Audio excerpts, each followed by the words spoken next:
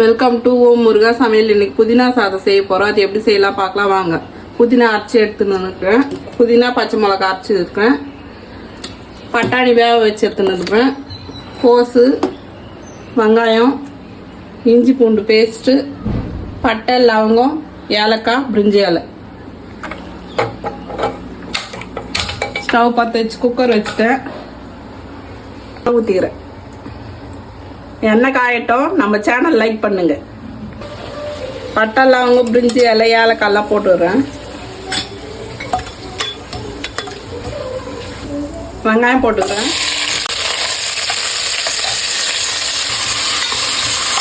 இஞ்சி பூண்டு பேஸ்ட்டு. வெங்காயம் வதங்கிறதுக்கு கொஞ்சம் உப்பு போட்டுக்கிறேன். நீங்கள் சீப்பு கோஸ் போட்டுக்கலாம்.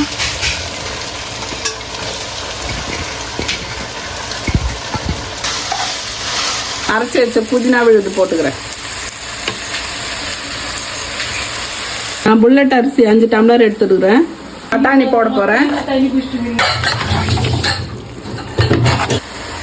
நான் 10 டம்ளர் தண்ணி எடுத்துக்கிறேன். ஊற்றிக்கிறேன்.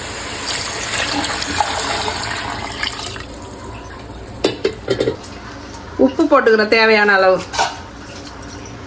கொத்தமல்லி கருவேப்பிலை போட மறந்த டைம் நான் இப்போ போட்டுக்கிறேன். அரிசி போட்டுக்கிறேன்.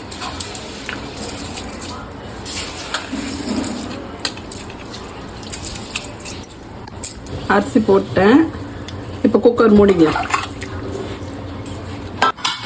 2 விசில் முட்டை எடுத்துக்கலாம். குக்கர் திறந்துக்கலாம்.